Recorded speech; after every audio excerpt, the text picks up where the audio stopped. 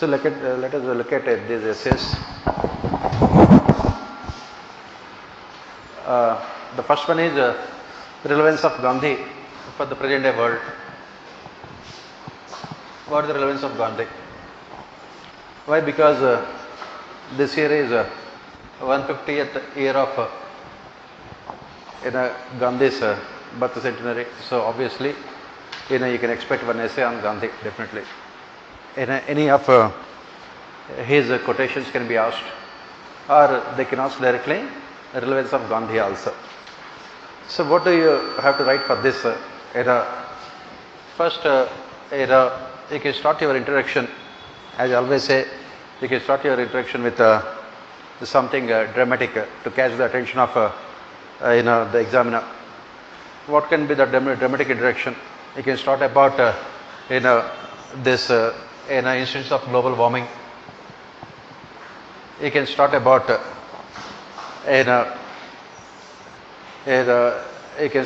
this deforestation, Amazon forest, the burning of Amazon forest. You can start about this. On the one hand, you have the droughts. On the other hand, floods in different parts of the world. Then you can give the examples of this consumerist societies, consumerism in our societies, consumerism in our societies. Then you can ask the rhetorical question, with these happenings, for how long can the world survive?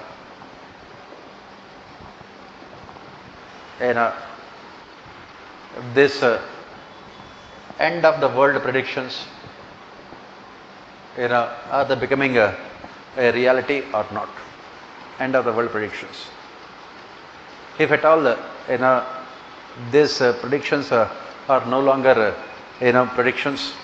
If at all they are becoming a reality, what could be the reason? This can be your first introduction paragraph. Then the next paragraph onwards, after writing this, then you can also, what could be the solution for these problems? What could be the solution for these problems? After asking these questions, what is the solution for these problems? Then after this, then you come to the main part of your essay. Main part of your essay. Start with a little bit about Gandhi. Gandhi as a person. Gandhi as a person. His personality, his values, his character, his attitude, all these things.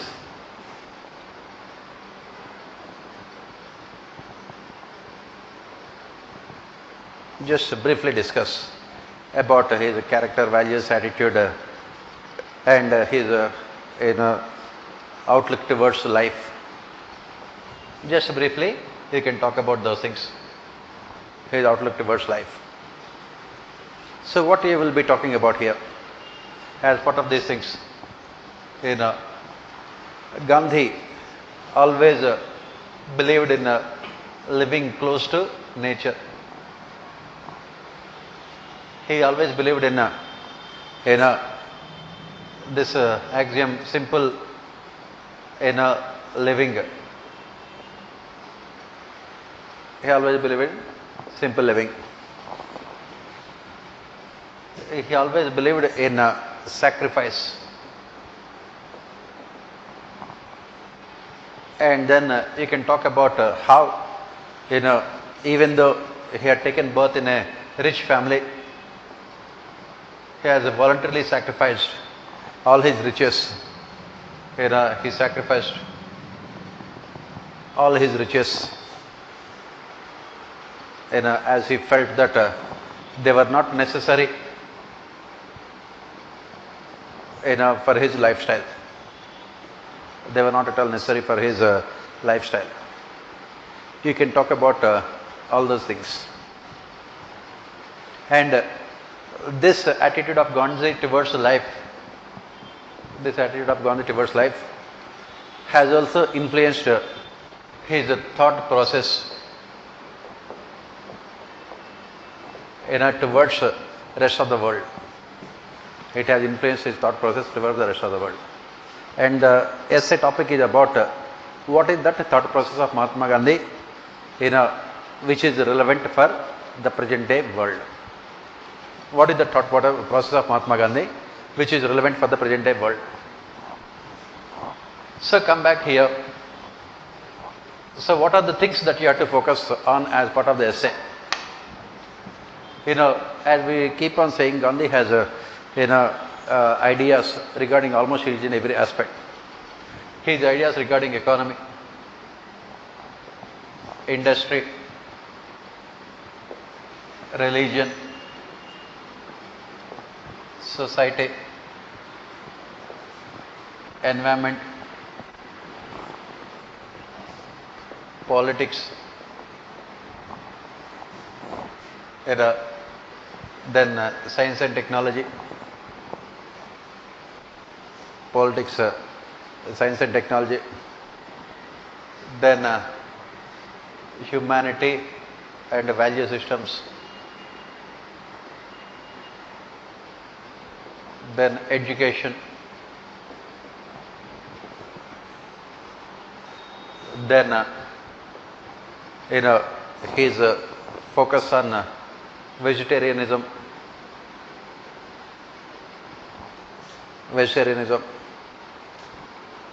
attitude towards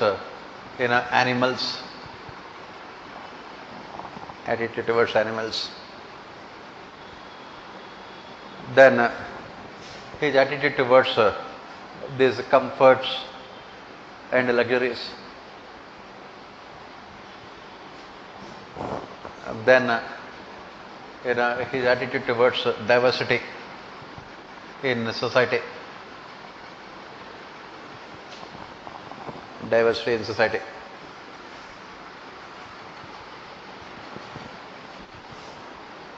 So, his attitude towards the state, big state, the government, his attitude towards the state and the government, then his attitude towards caste and gender, and ethnicity.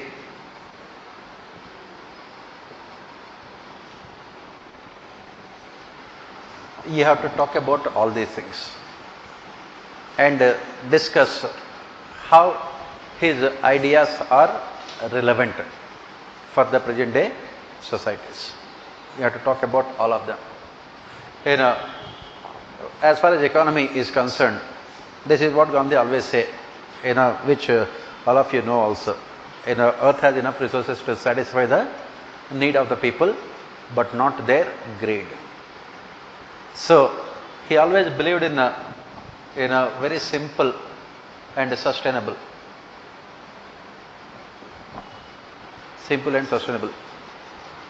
lifestyle. He was against big industries. He was against multinational companies.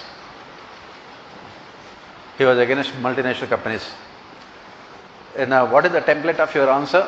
The template of your answer will be the 7 sins that he talked about. Commerce without morality.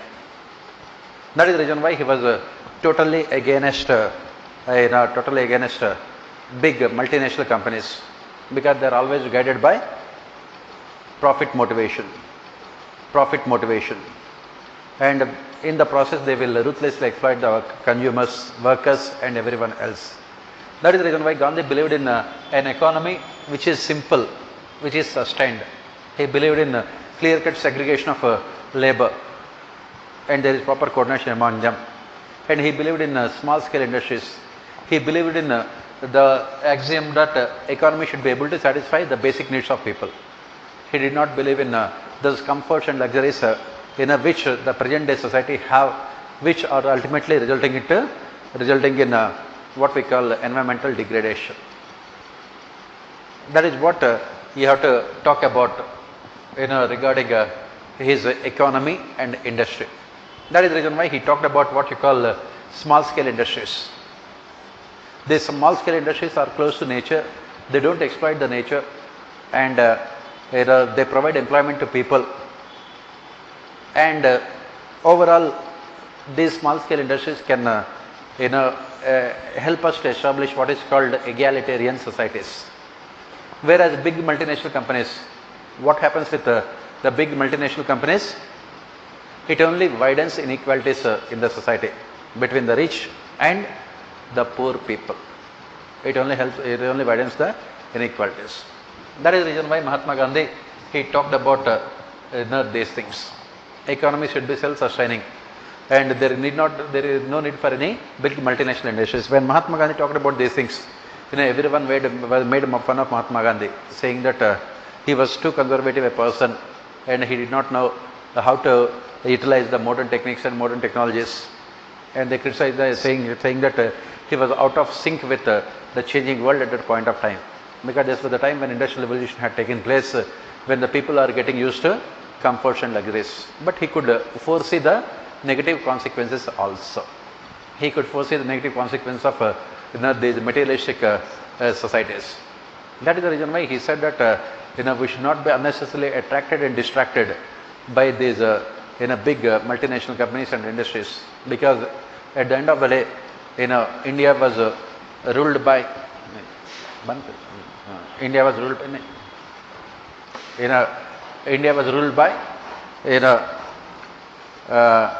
this initially East India Company came to India as a trading organization, and it resulted in imperialism.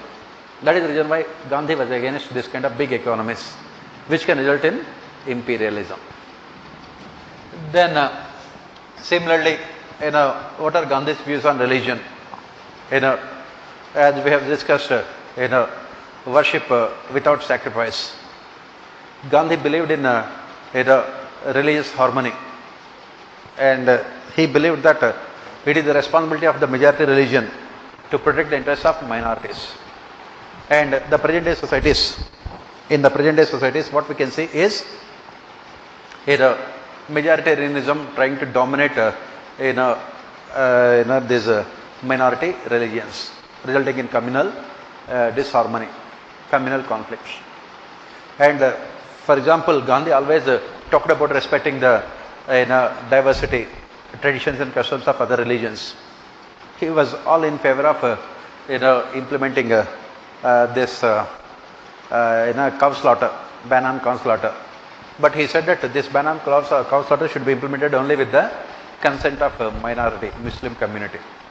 There should be dialogue between the majority and minority communities. They must come together, and the majority community must convince the minority community about ban on cow slaughter. And Gandhi was also against exhibitionism when it comes to religion. Religion will always remain a private individual matter. In his personal life, Gandhi never went to a temple, because as we keep on saying, worship without sacrifice. Real worship lies only in sacrifice. At the same time, again, Gandhi always believed in using religion as a force to unite the people. That was the reason why he used the religious symbols, religious occasions to start his mass movements. How to use religion in a constructive manner.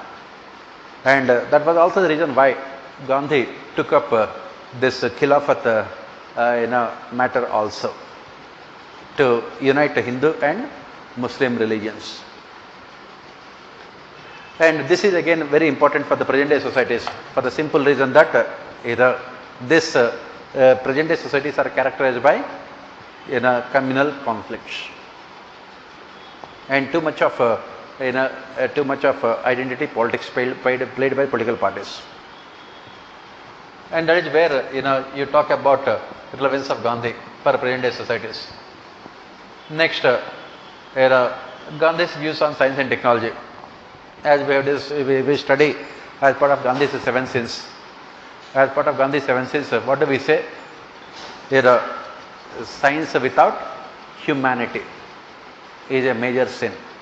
Science without humanity is a major sin.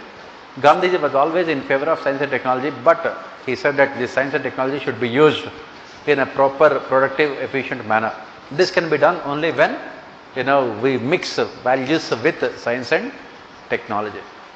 And that is the reason why he said that science and technology per se may not be beneficial for humanity unless we couple that with human values. Science and technology can be used for the betterment of the societies. It can be used in a productive and efficient manner. And this is very important again for the present day societies. Why? Because in this science and technology, especially in the defense, army and everywhere else, countries are piling up nuclear weapons, and thousands of nuclear warheads will never provide any kind of security to people of the world.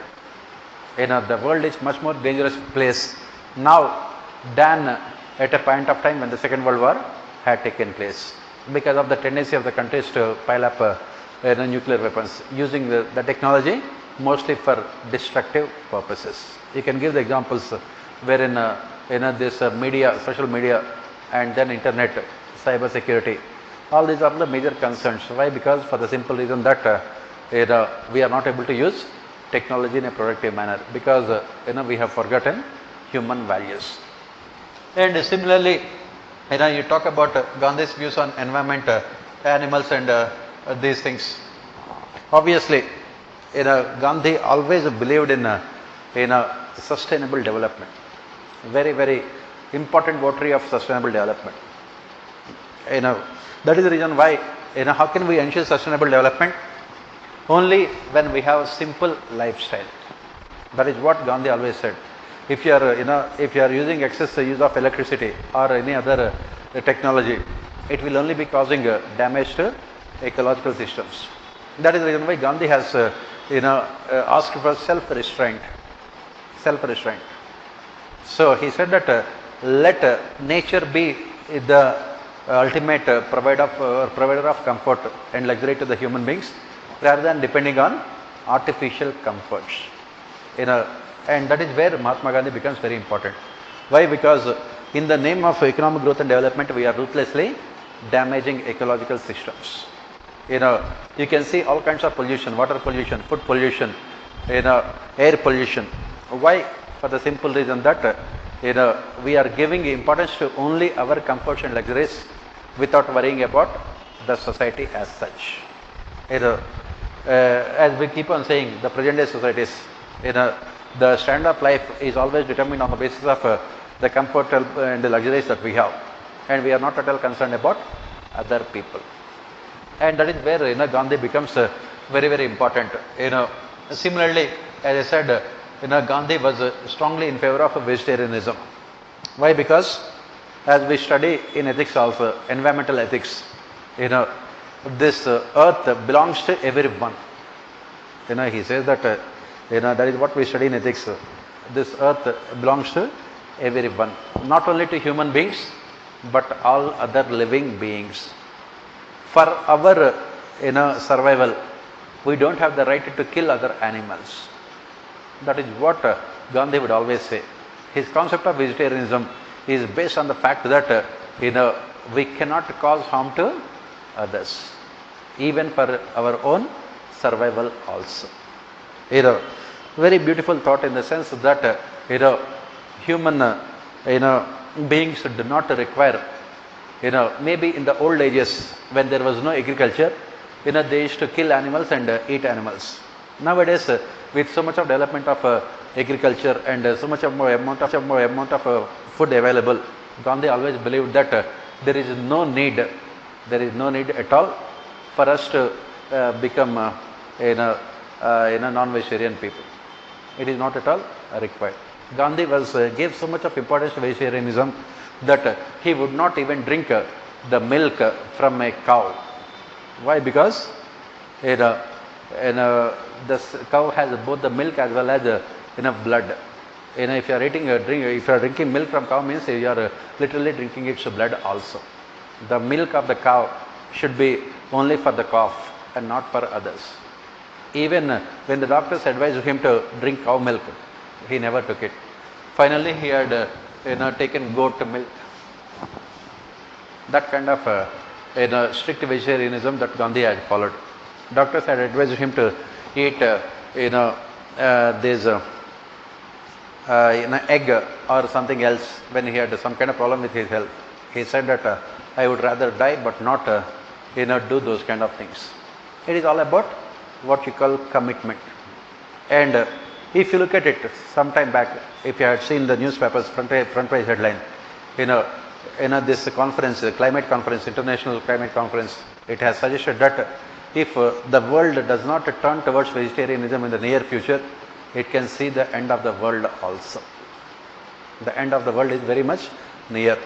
Why? Because if you are eating those animals also need food. The world does not have sufficient food for both animals as well as human beings. You have to feed those animals, then you are eating them, and you also require your own food also. It is simply, on the other hand, if everyone is living their own lifestyle without interfering in the what you call natural cyclical system, there can be more chances of survival of the world. And this vegetarianism again is becoming more popular all around the world, not only from the environment point of view, but also from ethical point of view also. That is why Gandhi again is important from this one. And then this one, caste, gender, ethnicity, diversity in the society. As we have said, Gandhi always fought for weaker sections of society. As part of his freedom movement, there are so many other reform movements he had undertaken. What are those reforms movement that we are talking about?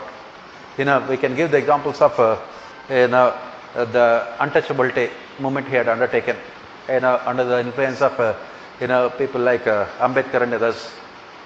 He called people from backward caste Harijans, sons of God, and he said that Hindu society, Hindu religion can never claim to be a religion with basic human values unless we remove these social evils like untouchability.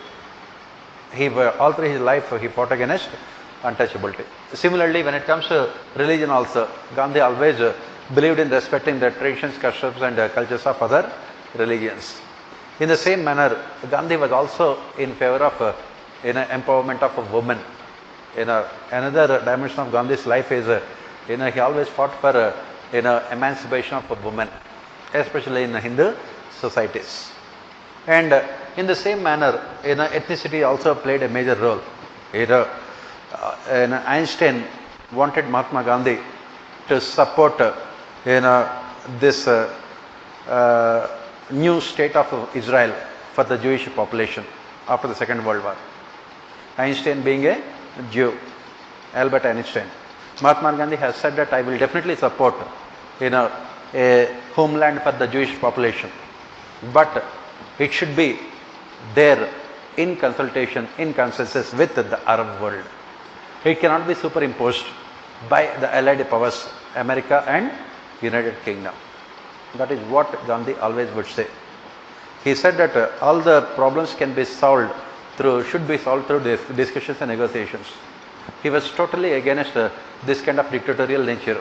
Israel was artificially created by by United States of America and UK in the midst of Arab world, because the Jewish population during the Second World War had done excellent work in ensuring that this fascism and also all these fascist forces are defeated. America and United Kingdom wanted to gift this Jewish population their motherland, and they created Israel out of nowhere in the midst of Arab world. Gandhi was totally against this. He said that I am always for creation of Israel, but not at the cost of the Arab world. He said that if at all the creation of Israel should be done, let all the religions at that particular place, because the basic problem is, this place is a holy place for three important religions, Hindu, this Islam, Christianity, as well as Jewish religion. Because Jesus Christ both had taken place at the same place. And then in fact Christianity and Islam, both of them had come from the ancient Jewish religion. At the end of the day, that is what they say. Even Jesus Christ was also a Jew only. Christ had taken birth as a Jewish person. So the question here is that if you have to create a new country or a separate country, it should be done on the basis of consensus. That is what Mahatma Gandhi would always say. And he said that he had a lot of respect for other religions. He had learned so much from other religions, whether it is Christianity or Islam. But at the same time, he said that every person must follow his own beliefs. And he was totally against forcible conversions also, which were taking place at that point of time. Especially there was violence in Kerala, against the caste Hindus by the Muslims, Mopla uprising, I think, right? Gandhi at that point of time was very serious about the violence committed by the Muslims. That is when he said that I prefer at any point of time violence to cowardice, wherein Hindus were butchered by Muslim landlords in Kerala at that point of time. So the Gandhi, he believed that complete freedom should be given to each and every religion, and at the same time, there cannot be superimposition of one religion over other. And Gandhi was totally against these tendencies of the Catholic Church and other Protestant churches, wherein they believe in this kind of religious conversions. Gandhi has said that this should never be done, because religion should always be a personal choice of an individual. That is what Gandhi has said. And similarly, you have to talk about his ideas on education. Gandhi's ideas on education. Gandhi was always in favor of what you call value-based education. He was totally against this Western education, which was what is called so-called secular education, which only gave emphasis to science and technology. That is the reason why we talk about this, one of the sins of Mahatma Gandhi, knowledge without character. Knowledge without character. Education should always focus on imparting values to people. It should always focus on imparting values to people. That is the reason why Gandhi always believed that education should focus more on creating better human beings. That is what he would always say. The objective of education is to remove this darkness of ignorance, and make sure that we are able to transform our children into better human beings. Education should always be value based. I think there was this Varda Pact also. I think you must be studying in your history also. Yes. Pardon? Yeah. So it basically talks about only imparting values. Again, this is very, very important for present day societies. Why? Because our education system, the basic problem with our education system is that it tries to teach children everything except values. Very, very important. That is what we say about our education system also. We are producing engineers, doctors, accountants and lawyers, but not human beings. And that is where again Gandhi becomes very, very important for us. Very important for us. And this is what basically you have to talk about Mahatma Gandhi. His ideas regarding the state. Gandhi was totally against powerful centralized state, because it only results in dictatorship. That is the reason why he believed that the state should be acting as a facilitator to the process of development. He believed that the state should restrict its functions and powers, and maximum freedom should be given to people. He talked about trusteeship of the state. The state should act as a trustee of the assets of the people, not the owner of the assets of the people. And he believed in what is called community leadership. People should be able to rule themselves, and that is what he would say. Real independence is not about independence from the Britishers. It is about transforming our panchayats into true institutions of self-governance. Community, people should be able to rule themselves without any intermediaries. They should be able to rule themselves without any intermediaries. That is what Gandhi had to say. So, you have to explain all of them and take the present day societies, how these ideas are relevant for present day societies. In the recent budget also, the government has announced that they will come out with Gandhipedia on the lines of Wikipedia, to tell the future generations about the ideas of Mahatma Gandhi.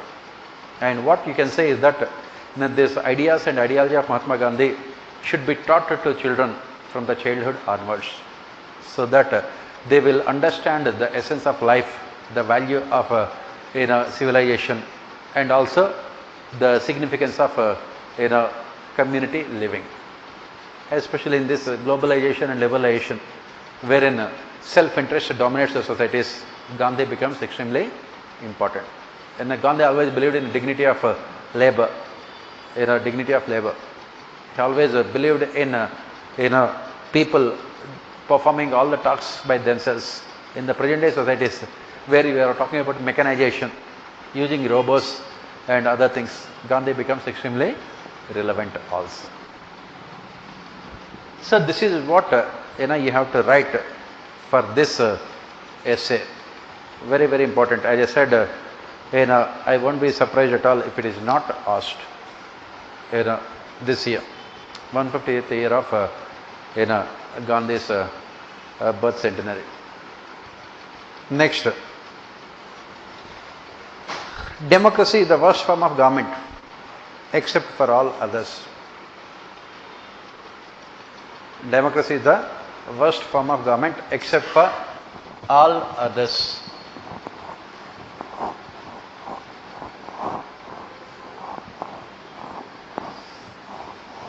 So basically, what does it talk about? It basically says that democracy is definitely extremely bad, very bad, except that there is no alternative to democracy. Except that there is no alternative to democracy. So, how do we start our introduction with? You can start your introduction again in a conventional manner, whereas you talk about the evolution of societies from the beginning of civilization, when people had come together and started living together, to protect themselves from the animals as well as the nature. They formed the groups, and they divided the work among themselves, and that created some kind of systems wherein they divided the work among themselves. And in those times, the societies were completely egalitarian societies. They were completely egalitarian societies. Why? Because in the beginning of civilization, there was no private property. Societies would become hierarchical societies only when there is private property. In the beginning of civilization, people mostly lived in their caves, and so obviously they lived together. There was no private property. As the civilization progressed, these hierarchical societies have been transformed into, these egalitarian societies have been transformed into hierarchical societies. They have been transformed into hierarchical societies. They developed identities, people developed identities on the basis of a tribe. On the basis of a tribe. In those days, there was no religion, and agriculture was basically the main occupation of the people, apart from hunting. And in order to again ensure their safety and security, they elected one person as the leader of the tribe, and that leader would give instructions to other people. Ultimately, the objective is to ensure orderly functioning of those tribes. Over a period of time, people from different tribes started trying to expand their influence. They started trying to expand their influence, resulting in wars between the tribes. Wars between the tribes. And over a period of time, as you say, it resulted in what we call Janpadas and Mahajanpadas in India. All over the world, the same thing happened simultaneously. All over the world, it happened. Whether it is Mesopotamian civilization, Greek civilization, Roman civilization. Basically, they fought among themselves to have control over the land. So from then onwards, this concept of monarchy had come into existence. Monarchy had come into existence, and the king or the emperor had become the absolute ruler. Had become the absolute ruler, and this person had also become a dictator, because all the powers were concentrated in the hands of this single person. People accepted the dictatorship of the king. This is what we call, all of them are legitimate forms of authority, because all of them were accepted by people. People accepted them. And after 5,000 years, thanks to Industrial Revolution, we have seen the emergence of democracy. After 5,000 years, thanks to Industrial Revolution, we have seen the emergence of democratic systems. And this democracy, when it had come into existence, it had, certainly made people sit back and take notice of it, because of the fact that this is the system where, people are sovereign. And the major form of democracy was mostly what you call indirect democracy. People elected representatives started ruling the country on behalf of the people with the help of a constitution, a written constitution. People elected representatives. They started ruling on behalf of the people with the help of a written constitution. But again, over a period of time, this representative democracy proved to be a failure. Over a period of time, this representative democracy also proved to be a failure. That is when we say that democracy is the worst form of government. Why do we say that democracy is the worst form of government? What are the reasons why we say that democracy is the worst form of government? We have to answer both the things here. Democracy is the worst form of government except for all others. What are the other forms of government? That also we will have to discuss. And then we have to make a comparison and come out with a solution. What can be done? So what are the reasons why we say that democracy is the worst form of government? Why do we say? Yes, why do we say that democracy is the worst form of government? Why? Because once they are elected to positions of power, once they are elected to positions of power, for the next 5 years, they can act as dictators. That is what we say. They can act as dictators. So, in the name of democracy, what you have is only electoral dictatorship. In the name of democracy, what you have is only electoral dictatorship. What do we mean by that? Once you are elected, you will continue to stay in power for the next 5 years as long as you have majority on the floor of the house. As long as you have majority on the floor of the house. And the problem comes up in each and every stage of democracy. One is, what kind of political parties should be there in the system? What kind of political parties should be there in the system? Who should be the leaders of those political parties? And how people should elect these leaders to positions of power? How people should elect leaders to positions of power? Next, what kind of powers can be given to these leaders? What kind of powers can be given to the people who are in positions of power? Next, what kind of accountability mechanisms should be there to make sure that the leaders become accountable to the people? Next, what should be the relation between the state and the citizens? What should be the relation between the state and citizens? Unfortunately, if you look at it, democracy in all these aspects has been a failure. In all these aspects, you can say that democracy has been a failure. Why? Because, if you look at India, what kind of political parties should be there? Are there any rules and regulations for functioning of political parties? There are no rules and regulations. Political parties are run like personal fiefdoms of a few charismatic leaders. They are not at all accountable to the people. And then what about the leaders?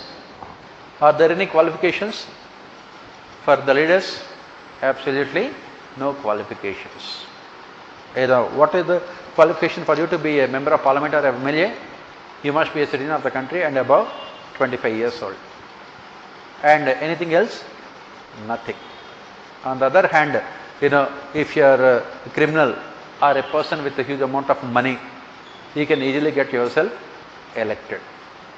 There is no qualification in terms of commitment, in terms of honesty, in terms of public service, in terms of sacrifice. Mahatma Gandhi, he said that for people to be there in public life, the most important qualification is that they must be able to sacrifice their self-interest. But these kind of qualifications are not at all there in democratic systems. Next, how the people should elect their leaders.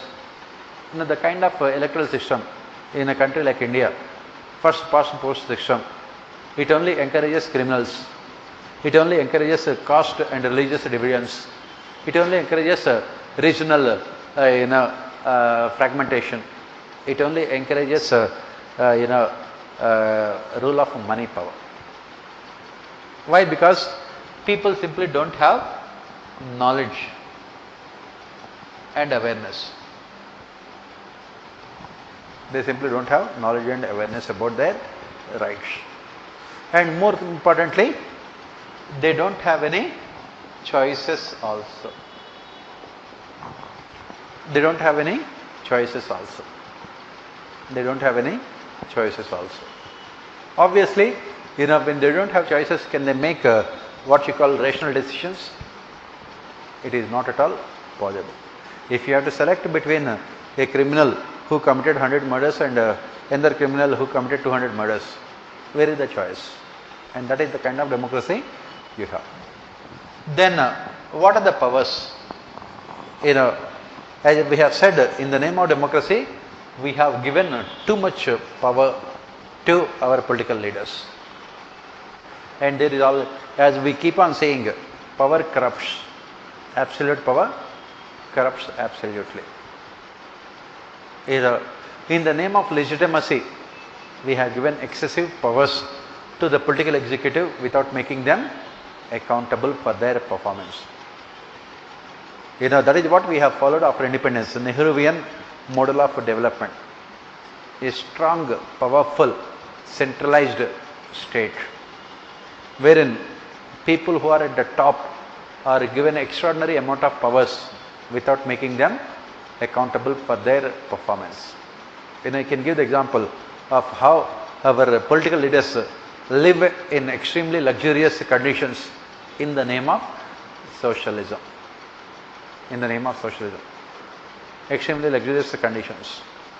Mahatma Gandhi, at the time of independence, he said that our political leaders should be the role models for others in the society. So what they should do? They must in a voluntary manner reject government accommodation and stay in their own houses to act as role models, the Congress ministers. But nobody listened. This Congress, the movement was fairly honest till independence. Why? Because they were never part of power. In 1937, when the elections were held as part of Government of India Act 1935, then itself Mahatma Gandhi could see the naked, corrupt practices of congressmen, and that he was so disgusted that it is time for us to completely disband the Congress party. He had requested the Congress party that Congress party leaders that now that we have got the freedom, Congress party should be dissolved.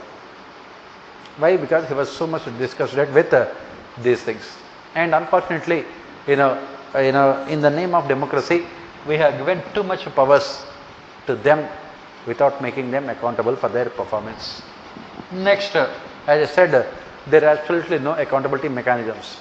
In the elections, you make promises. If you don't fulfill the promises, what will happen? Nothing. You will never be made accountable. Leaders are only responsible. They are never accountable. At best, what happens? You will lose power. But you can always come back to power in the next elections. There is no accountability. And then the last one, the relation between the state and citizens. In the name of safety and security of people, citizens are treated as slaves in democracy. Fundamental rights of the citizens are taken away by the state in the name of safety and security. The state can easily become a dictatorship. Everything is done in the name of rule of law. So that is the reason why, as rightly pointed out by Winston Churchill, democracy is the worst form of government. It is definitely the worst form of government. Why? Because, for democracy to be successful, you require so many assumptions. On the other hand, you take other forms of government. What are the other forms of government apart from democracy? What are the other forms of political systems apart from democracy that we have? What are the other forms of political systems? Single party rule, like in communist China or Russia. Single party rule. Next, this monarchy, like in Arab countries. Kingship and monarchy in Arab countries. Or military dictatorship, like in African and Latin American countries. Military dictatorship.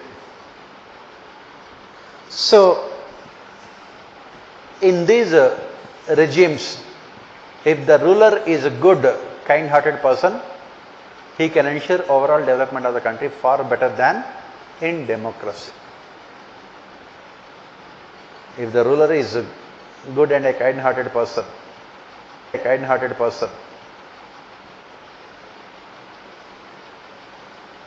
now he can ensure development of the country far better than in a democracy. But the problem is that when you talk about all these other regimes, single party rule or military dictatorship or this kingship. The problem is that they had reached those positions of power only because of their dictatorial tendencies. Can they ever be good? Can you imagine a term called benevolent dictator? The term benevolent dictator is what you call oxymoron. It's a misnomer, benevolent dictator. That is the reason why all other forms of political systems cannot match democracy. Even the worst form of democracy is far better than the best dictator. But people give the example. What kind of democracy you are talking about? You are defining democracy in a very limited sense of the term political rights of the people. What is the point of having people enjoying political freedoms when they don't have economic freedom? Take the case of a country like India. We have the political freedom, but do we have economic freedom? On the other hand, take the case of a country like China. People don't have any political freedom, but they have economic freedom. Per capita income of China is 5 times more than that of India. In China, people have access to all comforts and luxuries. What is the point of having political freedom when there is no economic security? That is what they say. When there is no economic security. When China's per capita income is $9,000, whereas India's per capita income is only $1,800. Which one people really want? They want poverty with political freedom or prosperity without political freedom. As Vivekananda says, he cannot preach Vedas to a hungry belly. When democracy is not able to satisfy the basic needs of the people, what is the use of democracy? What is the use of democracy when it is not able to satisfy? Take the case of China, dictatorship. But the people are happy, because they have all comforts and luxuries. Per capita income is also very high. So that is why they say that let these countries have dictatorship only. In India, we are not able to ensure rapid growth and development because of democracy. Because of too much of democracy. The government wants to start a project immediately. Civil society organizations, media, they create hurdles. PIL will be filed in the Supreme Court. At the end of the day, there will only be policy paralysis. Then what is the point of having this kind of democracy? That is what they say. But what has been found out is that the pace of development in democratic countries might be slow. They say that empirical research was conducted. The pace of development in democratic countries might be slow. But after some period of time, dictatorial as well as democratic regimes, reach a point where both of them would be equal. What China has achieved in 20 years, it might take India 50 years or 60 years or 70 years. But in India, the process is much more sustainable than in China. The pace of development might be slow, but it can be sustained over a period of time. On the other hand, in countries like Russia and China or other dictatorial regimes, there is always a scope for instability. A lot of instability, which can result in revolutions, which can derail the growth process. Whereas in India, the growth story might be very slow, but it can be sustained.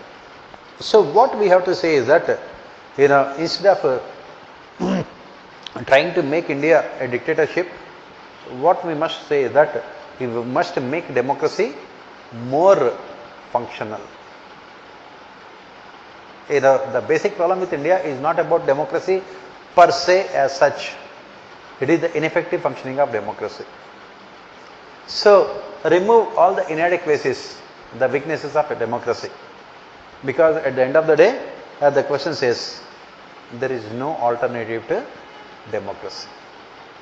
Remove all inadequacies, remove all weaknesses. ensure continuous accountability, implement electoral reforms, reduce the scope for error corruption, eliminate the criminalization of politics, and ensure that good people will come into politics. In that manner, you can say that democracy can become the best form of government also. But it cannot be replaced with anything else. That is what you have to write for this essay. Next, truth can be stated in 1,000 different ways, yet each one can be true. Yet each one can be true. Whose statement is this? Do you know whose statement is this? Yes, Vivekananda, Swami Vivekananda. As you can see, nowadays UPSC is focusing more on philosophical essays. Truth can be stated in 1,000 different ways, yet each can be true. First of all, we have to understand when these kind of statements are given, what is the meaning? What is the meaning? What do you mean by that? What is the meaning? Truth can be stated in 1,000 different ways, but yet each one can be true also. So what do you mean by that?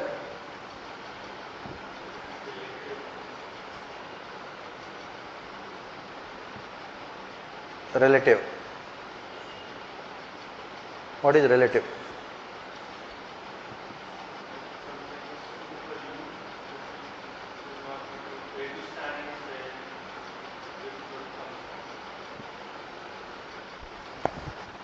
Basically, this statement was made in connection with religion and religious beliefs.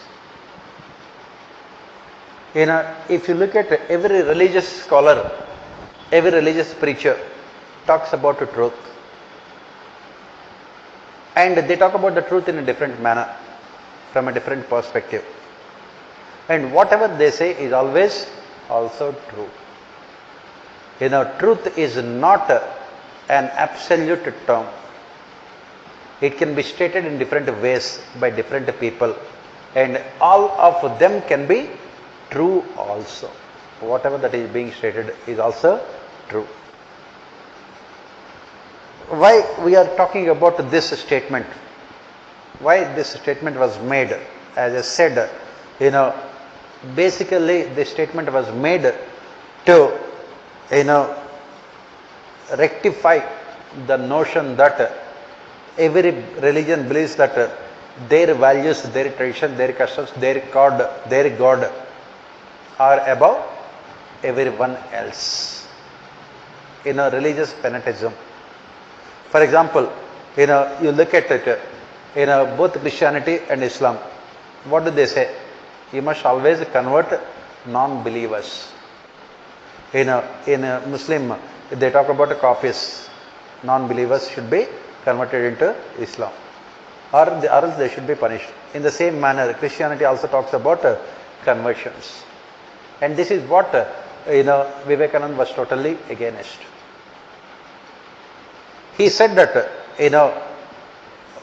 whatever you are saying is true in the same manner as what the other person is also saying. Both of you are talking about the truth from different dimensions, and both of you, whatever both of you are saying is also true. So there is no need for any kind of competition among truth. All of them can coexist. That is what the essence of this essay. Basically, it talks about religious harmony. It talks about tolerance. It talks about diversity. It talks about respect. It talks about equality. That is what the essence of this essay. So once you understand the essence, the next thing that you have to look for is how to start these kind of essays. how to start. As I said, introduction should always be very, very interesting, so that you can immediately catch the attention of the examiner. You can start quotations from, if you know quotations from religious texts, where it is Bible or Bhagavad Gita or Quran. In all these religious texts, one statement is common, which is there. What is that statement? Which you find in Bible, Bhagavad Gita as well as Quran. It says that as you sow, so shall you reap. This is the statement you find in all these religious texts. As you sow, so shall you reap. What do you mean by that? Every person will have to pay for his actions. As you sow, so shall you reap. Because in those days, going back to in those days when these religions had come up, they were all agrarian societies. That is the reason why all these, all these religious tenets, were mostly related to agriculture. People can easily understand. Basically, if you are planting, say, paddy seeds into the soil, will you get sugarcane? If you are planting paddy seeds, if you are putting paddy seeds into the soil, will you get sugarcane? If you are putting wheat seeds, will you get rice? Obviously not. As you sow, so shall you reap.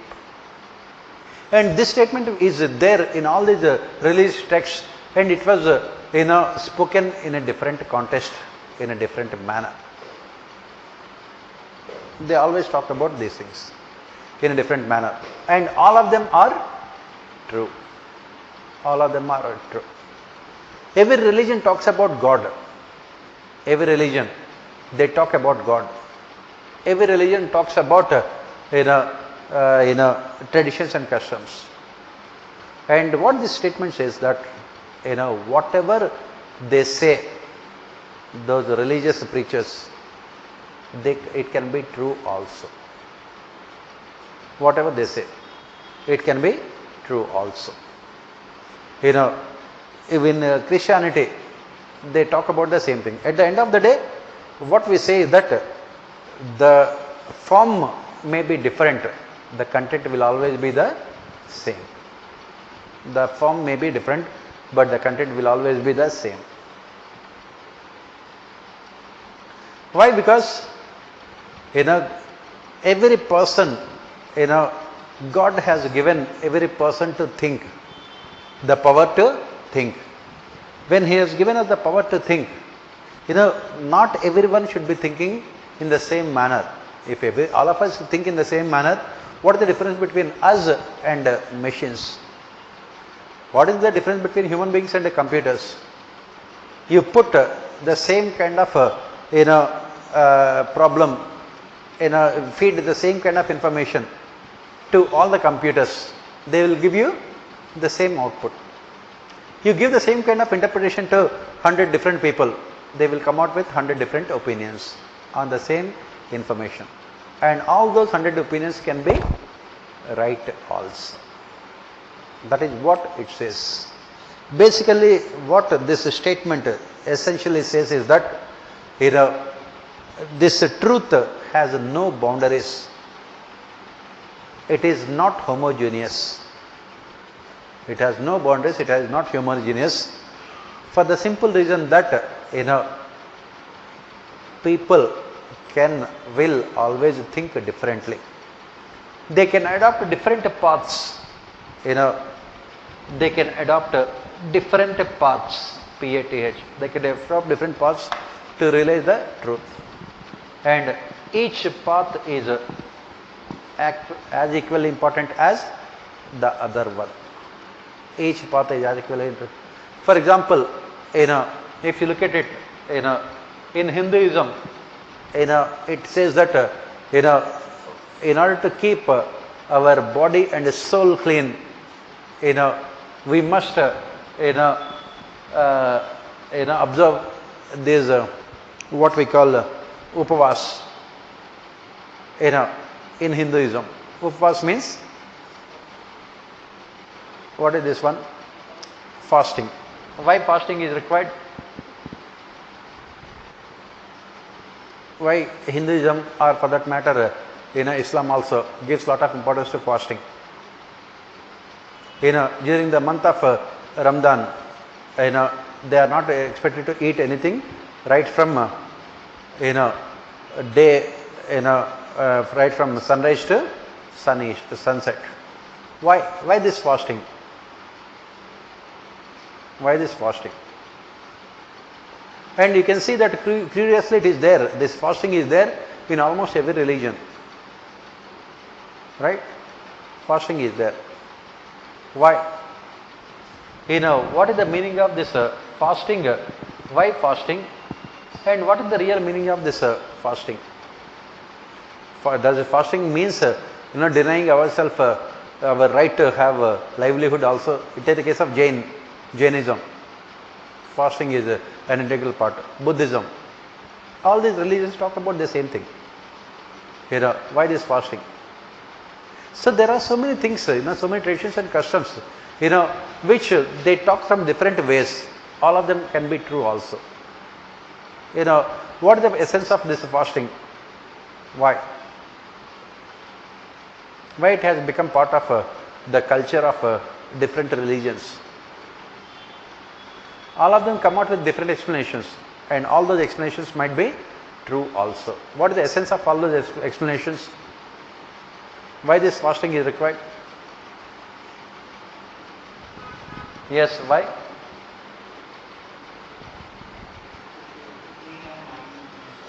To clean? How can fasting help us to clean our mind?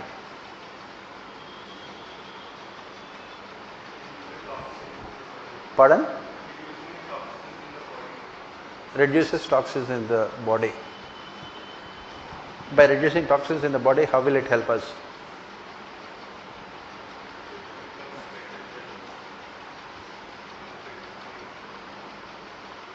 What is the purpose? Even Mahatma Gandhi always advocated fasting to purify body and soul. Almost all great leaders talked about these things. I said that during the whole month of Ramadan, they are fasting. And curiously, as I said, almost all religions talk about this. What does this mean? What is in Sanskrit? It is called upavas. What do you mean? What is the meaning of the word upavas? What does it mean? Yeah, what is the meaning of the word? Yes, do you know? What is the meaning of the word?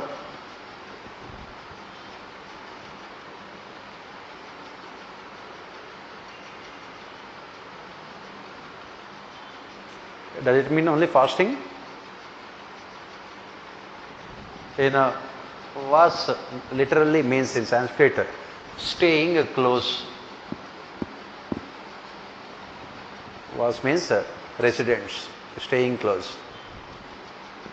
Upa means God. The objective of this upavas means close to God, staying near God. And that is the reason why they say that, if you think about bodily pleasures, you can never stay close to God. So how to resist these bodily temptations? By sacrificing these essential things. So that you are spending the time, the entire duration of upavas you are spending close to God, remembering God, serving God, worshipping God, and sacrificing everything for the sake of God. That is what in Islam also it is there. During the month of Ramadan, what they are expected to do, morning to evening, they must be praying, they must be remembering, they must be serving, and they must be sacrificing everything for the sake of God. In the same manner in Hinduism also, this is what we say. Why? Because most of the time we spend only to sustain ourselves. And unfortunately, there is no limit as far as our desires are concerned. There is no limit as far as our desires are concerned. That is the reason why during this period of Upavas, you must be able to control your desires and concentrate on God, staying close to God. And then, of course, other things that also we talk about, because every week at least one, if we can sacrifice one food during the either morning or evening, it will help us to our body to, recover, and also ensure effective functioning of the body also. On the other hand, it also requires some kind of rest, especially digestion and everything else. So coming back here, what we are saying here is that, the same thing has been talked about in all religions, and what every religion has said is also true. Truth can be stated in different ways, 1,000 different ways. And at the end of the day, each of them are also true. That is what why this is important, as we have said, because we are witnessing so much of intolerance in our societies, saying that what I believe is only true. Take the case of Islam. In Islam, they make fun of Hinduism, saying that Hindus, in Hinduism you have idol worship.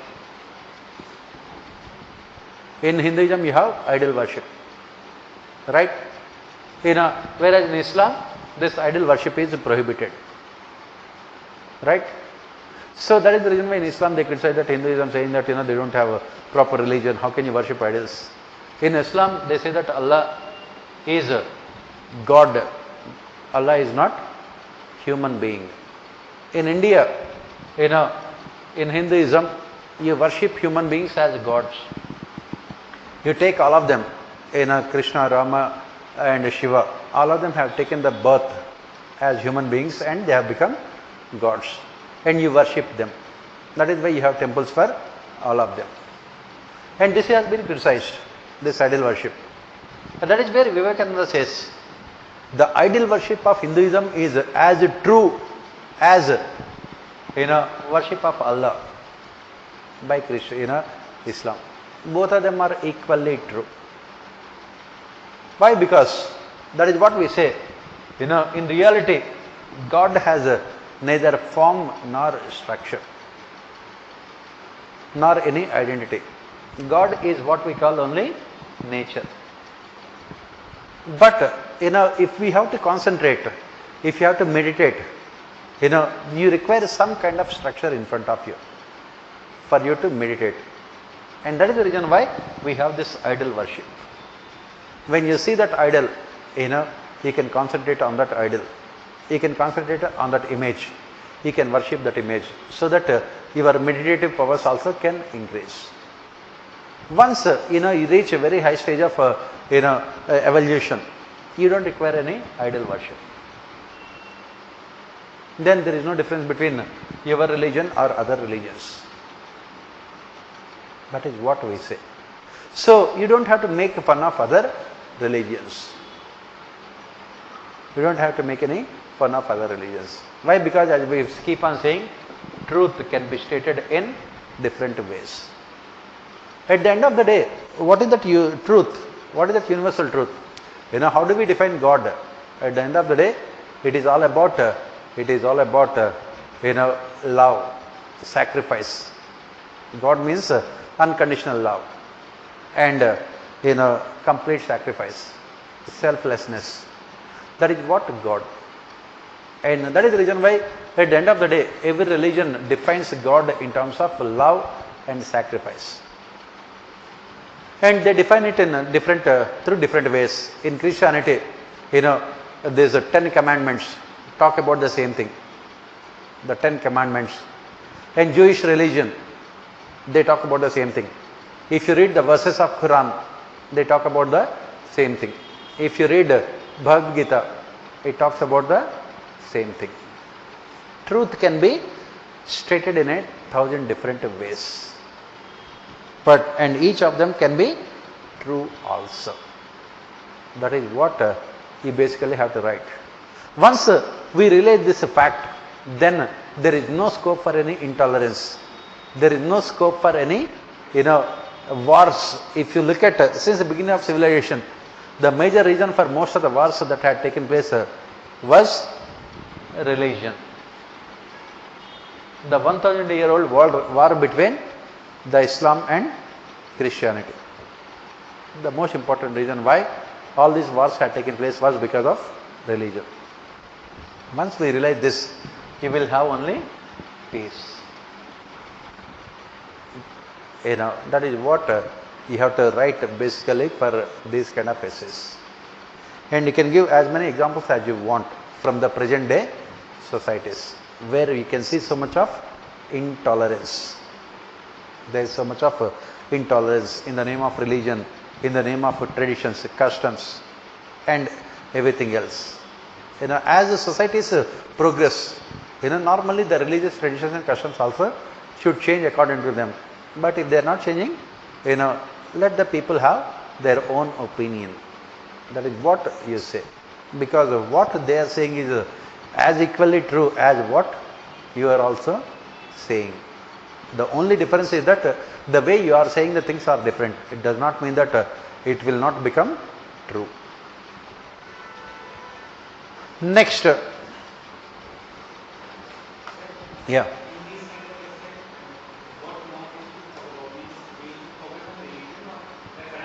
You can talk about, as I said, not only religion, you can talk about culture, you can talk about values, you can talk about traditions, customs, everything else. Why? Because mostly the traditions, customs and cultures are mostly influenced by geographical conditions.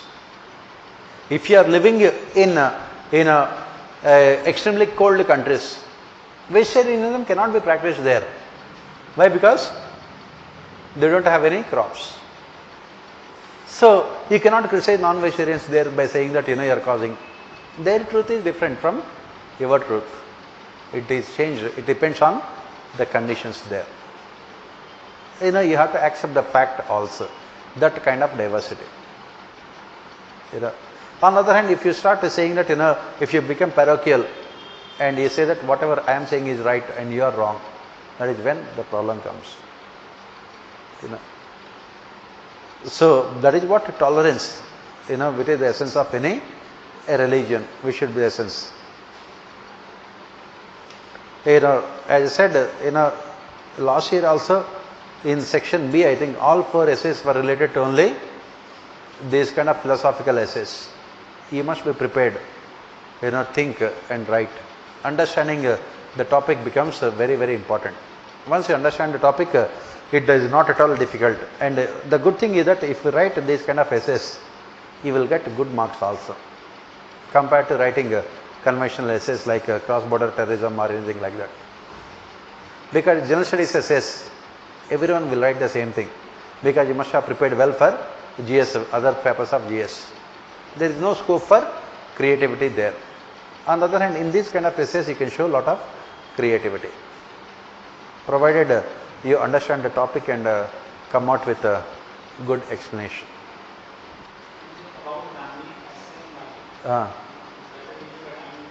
Yeah, Gandhi essay, you have to attempt it. Only thing is that, make your essays a little bit more emotional. That is what I always say. Why and how Gandhi becomes important for the present day societies. Put lot more feelings, emotions in your essay. That is very, very important. For example, before the emergence of this kind of materialistic societies, people used to live for others, community life. That is what Gandhi always said. This is what they say. If you share your happiness with others, it will increase. If you share your problems with others, they will reduce. Now, in the present day materialistic societies, we cannot look beyond ourselves. It is almost impossible to think in terms of others. Why? Because we have become so conservative, so narrow-minded in our outlook. That is where Gandhi becomes. What is the essence of all the festivals that we celebrate? Why these festivals have developed as a tradition and customs in the societies? Why do we have in Hindu religion so many festivals?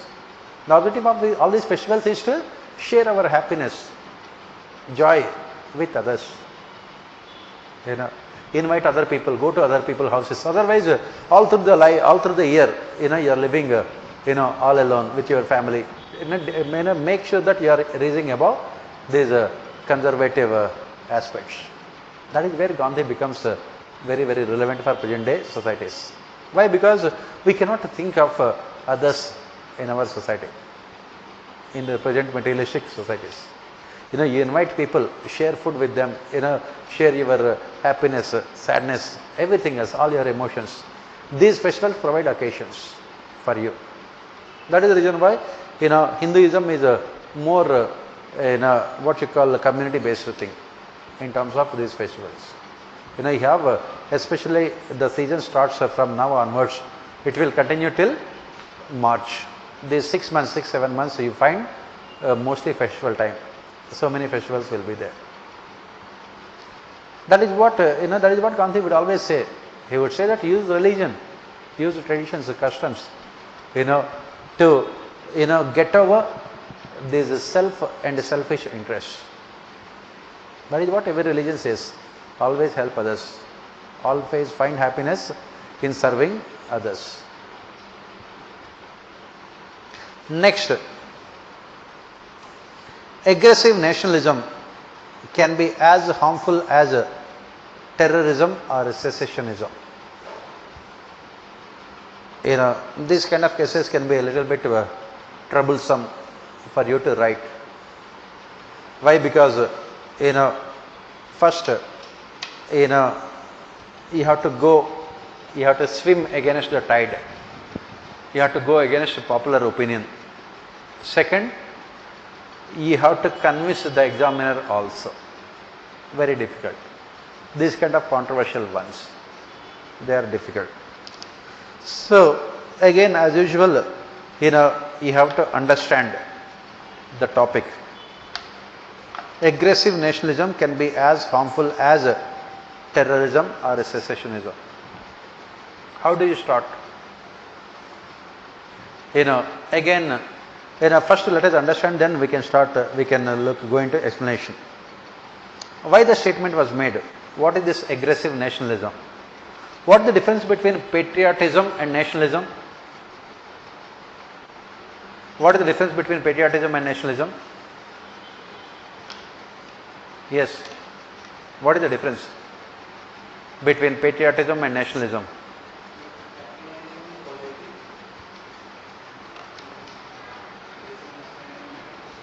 The difference is that in case of patriotism, you think that your country is great.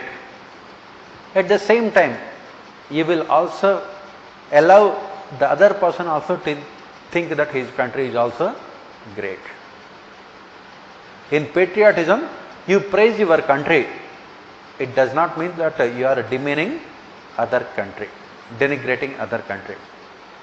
You accept the fact that the other country people also have the right to think the way you think about your own country. Patriotism. You think that your country should develop. You think that your country should become number one in the world. You think that the people of your country should command respect from everyone else. That is what is called patriotism.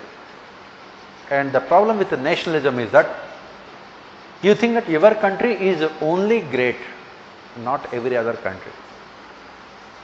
That is where the problem comes up. In case of nationalism, you develop what is called very narrow outlook, extremely narrow outlook, very conservative outlook. You think that your country is only great and other countries are not, and you think that your country has the natural right to govern, rule other countries. Nationalism. And aggressive nationalism means you think that it is your birthright to control, direct, regulate other people and other countries, and you have the right to punish other people also. So once you understand this, then we can start the essay. What is the introduction that we can give? What is the introduction you can talk about? You can start your essay with this Roman civilization. You can start your essay with Alexander,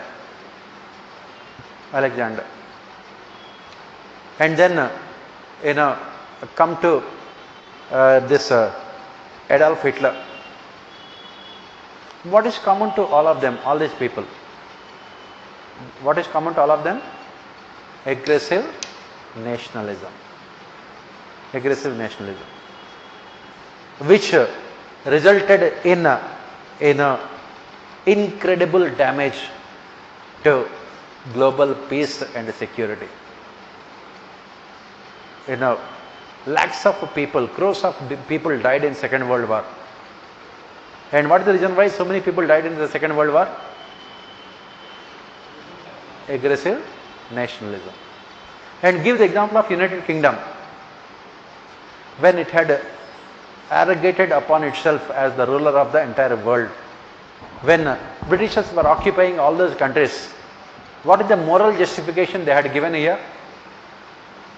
What is the moral justification given by the Britishers for occupying the rest of the world? It was the white man's burden. They think that their culture, their traditions, their customs are superior to the rest of the world. So it was a white man's burden to reform underdeveloped societies.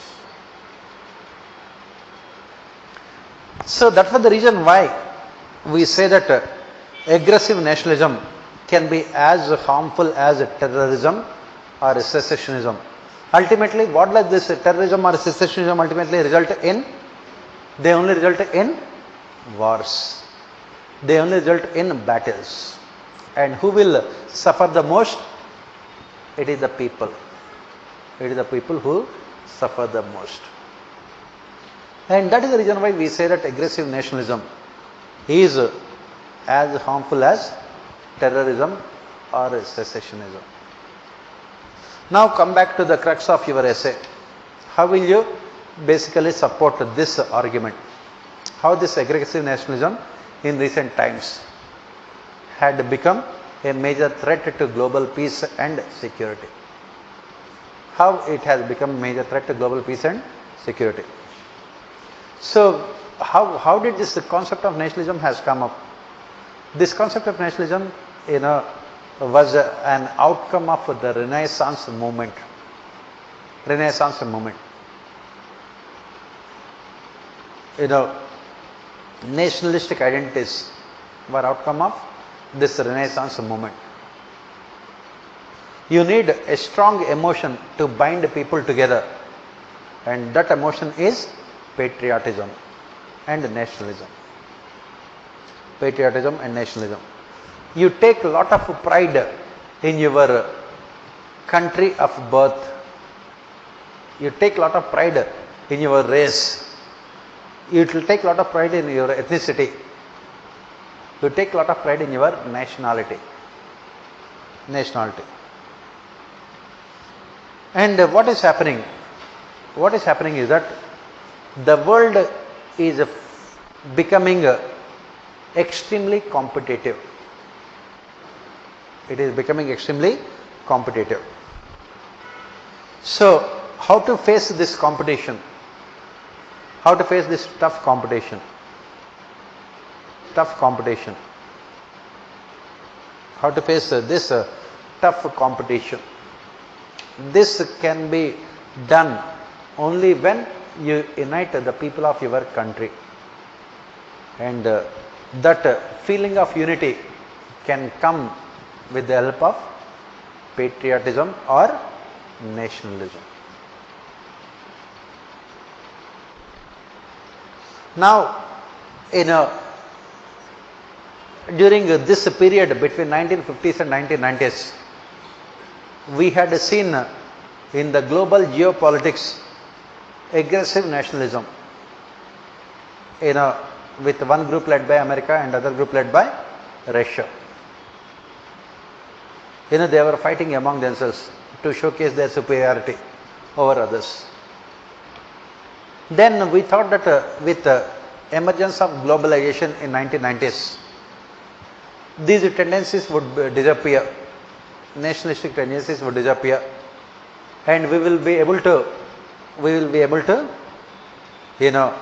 realize what is called cosmopolitanism. The entire world will become a global village. What in India we call it as Vasudhaika Kutumbakam. But what happened? This perceived failure of globalization, had again given rise to nationalistic tendencies. The failure of globalization had given rise to what is called aggressive nationalistic tendencies.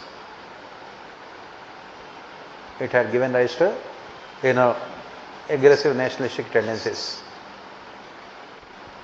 So the countries around the world are talking about protecting their self-interest. They are talking about protecting their self-interest. Even it means causing harm to others. Even it means causing harm to others. They are aggressively pursuing their nationalistic ambitions. Aggressive perusal of nationalistic ambitions. That is what countries around the world are doing now. And what are the examples that we can give here? Where do we find this aggressive nationalism around the world at this point of time? Aggressive nationalism. Starting with our neighbors China, this corridor, economic corridor, string of pearls, on land as well as over sea.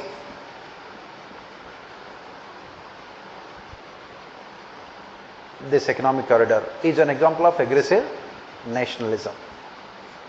Then, take the case of Pakistan. Their nationalism is always defined in terms of Kashmir. The identity of Pakistan is only in terms of Kashmir. That is the reason why they can never leave the issue of Kashmir.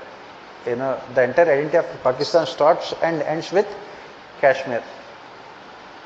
That is the reason why you can see in Pakistan everyday protests saying that Kashmir is ours and we will make sure that Kashmir will remain with Pakistan forever. And they do not mind going to war with India also. Of course, they don't have any money, but they will definitely go to war to pursue their aggressive ambitions. Then come to this America, superpower America, especially with Donald Trump. What we see is only aggressive nationalism. Where do we find this aggressive nationalism in America with Donald Trump? Where do we find it? In terms of economy, with America following protectionist policies. Second, America denigrating global trade institutions like WTO, saying that they don't recognize WTO. Next, in terms of not allowing people from other countries to work in America by imposing restrictions. not allowing people to work in America by imposing restrictions. Next, by not willing to adhere to climate negotiations, Paris Summit, Kyoto Protocol, by coming out of these global summits, and by making other multilateral arrangements ineffective. America had become part of so many multilateral treaties. What are they? What are the multilateral treaties which America has almost made ineffective in recent times? Pardon? Yeah, Trans-Pacific partnership. And then NAFTA. Okay. Next, RCEP. All these multilateral partnerships America has effectively ended. And next, America is also withdrawing its troops from the rest of the world, saying that rest of the world, if they want American troops to be there, they must pay for it also. Unilaterally withdrawing itself from those things. In Europe also you can see the same aggressive nationalism in terms of the decision of UK to come out of EU, Brexit. Then in countries like Germany, Italy, France, imposing lots of restrictions on migrants and refugees. Imposing lots of restrictions on migrants and refugees. Coming to India, we also have seen aggressive nationalism in recent times. Aggressive nationalism in recent times. What are the instances of aggressive nationalism in India in recent times? Where do we find this aggressive nationalism in India in recent times? Especially after this Pulwama attacks and Balakot bombings. We have seen aggressive nationalism.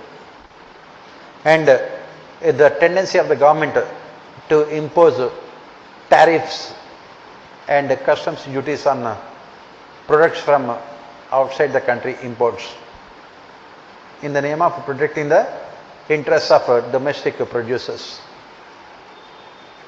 There also you can see aggressive nationalism. Not only that, within the society also you can see aggressive nationalism. Every person is expected to showcase his nationalistic credentials.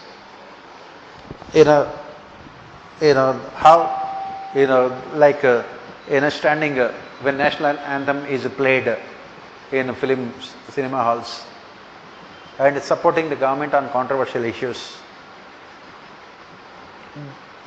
It should be done. On the other hand, if they criticize the government, for example, if people criticize the government on NPR, National Population Register, if you criticize the government on Article 370, if you criticize the government regarding this Rafale deal, if you criticize the government regarding demonetization, or in case of the recent Balakot attacks, you are called anti-national. There is no space for what you call middle ground. This is what President George Bush had famously said in his fight against terror after America was attacked in 2001.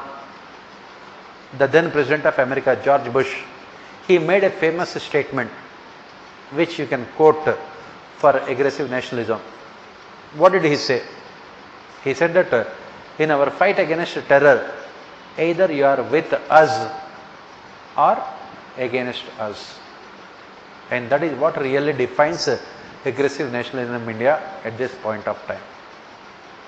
Either you are with the government or against the interests of the country. That is the reason why we have seen, misuse of Sedition Act, wherein, the government of the day was equated to the state. State is different from the government. Country is different from the government. You have the right to criticize the government as citizen of the country, as part of freedom of speech and expression. You have the right to criticize the government. On the other hand, if you are criticizing the government, what is happening? Government is using these colonial legislations like sedition laws, section 124A of IPC. That is where aggressive nationalism can be as much dangerous as terrorism or secessionism.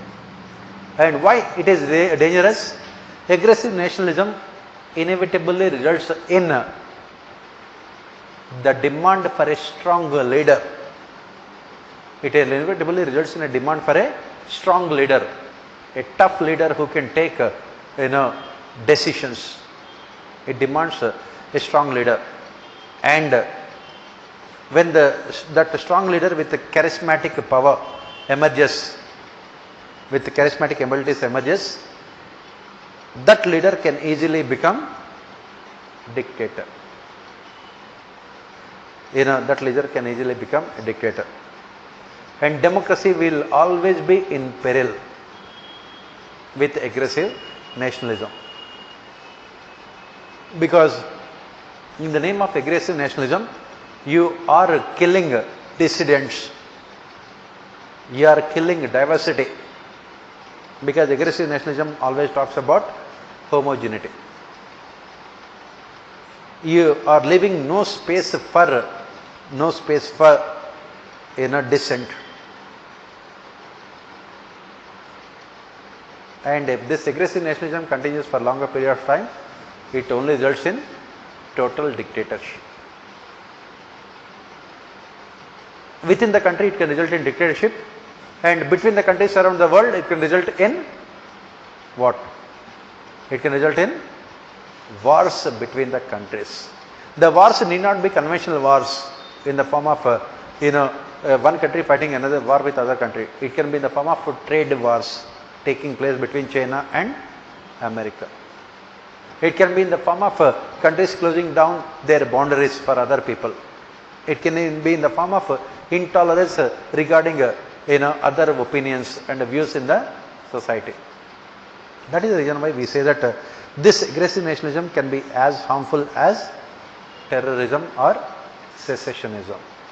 So what should be done? What can be done? What can be done? First, you have to create awareness among the citizens about the harmful effects of aggressive nationalism. You always have to explain to them the difference between patriotism and nationalism. For example, why Pakistan remains underdeveloped? Pakistan never thinks about itself. It always thinks about Kashmir and India. As long as they are thinking about Kashmir and India, how can they be developed? This patriotism is a positive, constructive emotion, whereas aggressive nationalism can be negative, will always be negative and destructive feeling.